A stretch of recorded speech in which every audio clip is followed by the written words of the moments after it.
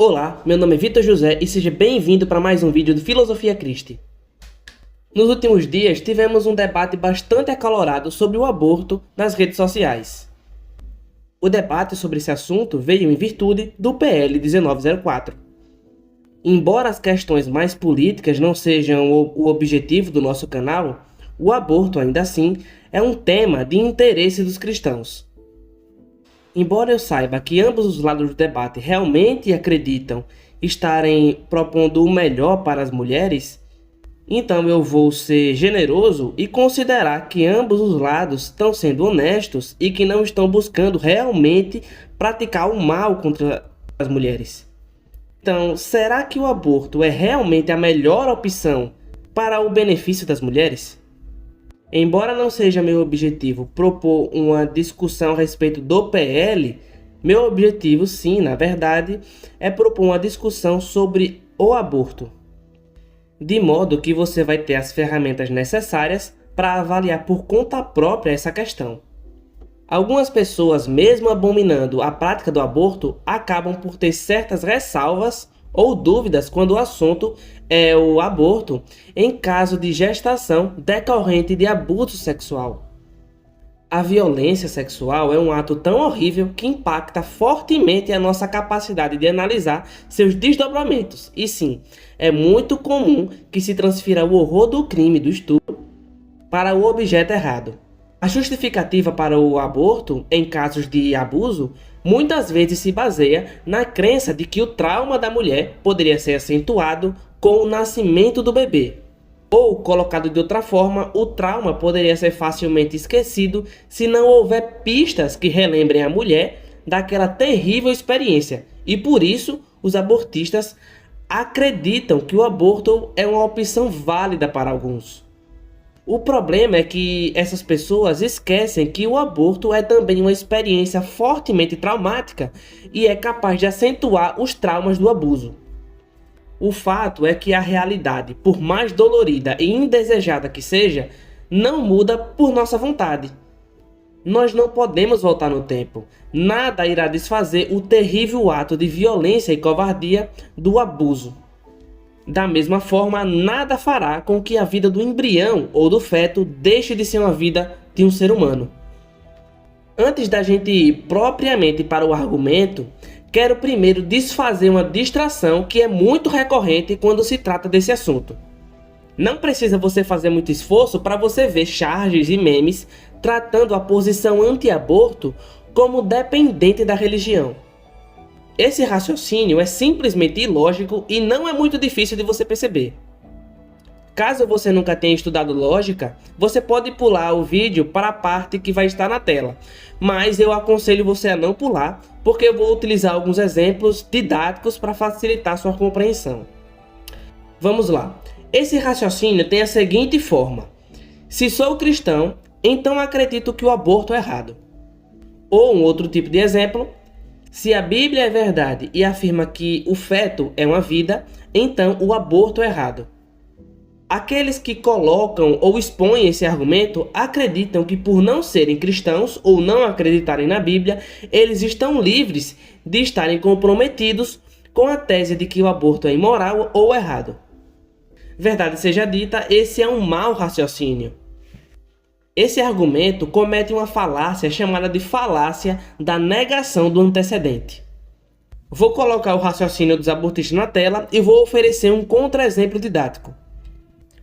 Por exemplo, se eu digo, se Roberto é de Sergipe, então Roberto é do Brasil. Se eu negar que Roberto é de Sergipe, isso não me autoriza a concluir que Roberto não seja do Brasil.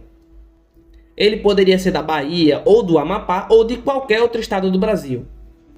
Agora, permita-me apenas dar um apêndice lógico. Aquilo que está antes da vírgula chamamos de antecedente ou condição suficiente. Aquilo que vem depois da vírgula chamamos de consequente ou condição necessária.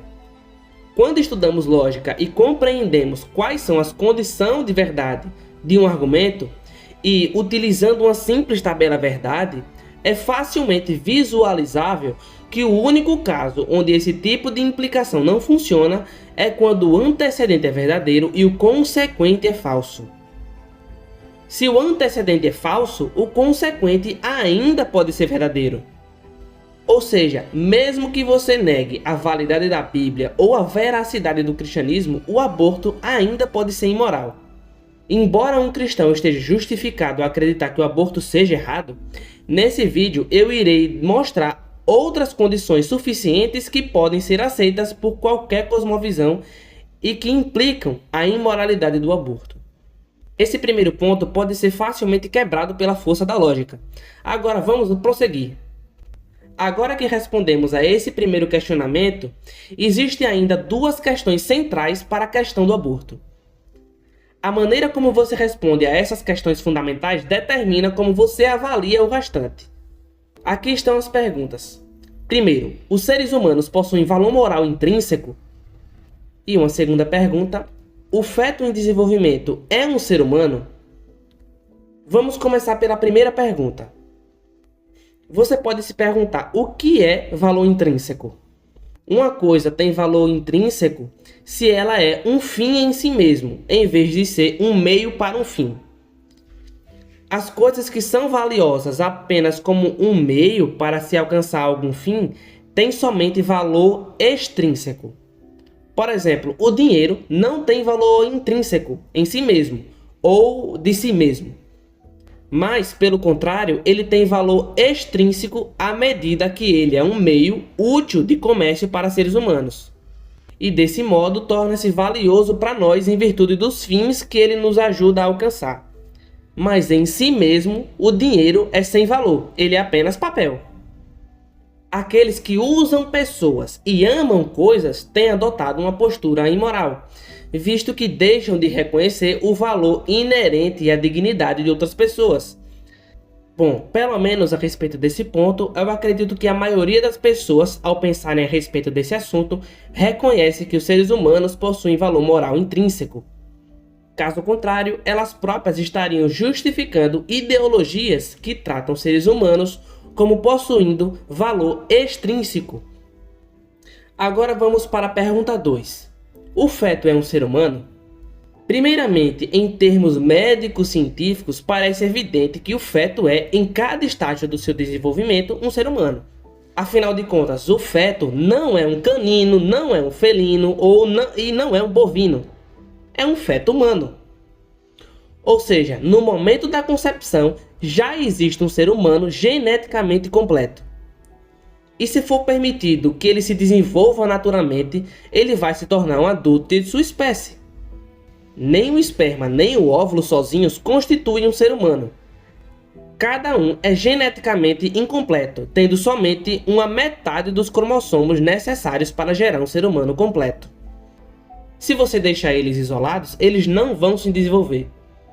Portanto, desde a concepção, temos um ser humano geneticamente completo e singular. Além do mais, o desenvolvimento desse indivíduo é completo, contínuo e ininterrupto. Não há nenhum ponto não arbitrário no processo diante do qual você pode dizer que o feto não seja humano, a não ser dizer o que ele é. Ou seja, qualquer tentativa de traçar uma linha e declarar um ser como não humano antes de um ponto, mas ser humano depois de outro ponto é totalmente arbitrária. O feto é um ser humano nos primeiros estágios do seu desenvolvimento. Seja um feto recém-nascido, um adolescente ou um adulto, ele é, em cada período, um ser humano nos diferentes estágios do seu desenvolvimento. Aqueles que negam que o feto no ventre é um típico ser humano confundem ser humano com existir ou ser em um estágio posterior do desenvolvimento. Por exemplo, alguns abortistas pensam que, por causa do embrião não ser um bebê, ele não é um ser humano e, portanto, o aborto seria moralmente aceitável. Só que esse argumento é totalmente falacioso e pode ser facilmente reduzido ao absurdo. Poderíamos, com igual justiça, dizer que, por uma criança não ser um adulto, ela não é um ser humano. Ou por um bebê não ser uma criança, ele não é um ser humano. De fato, o embrião não é um bebê, mas isso não significa que um embrião não seja um ser humano. Todas essas fases representam os estágios do desenvolvimento humano. e é completamente arbitrário você remover um estágio afirmando que o feto não é um ser humano por não estar em um estado posterior.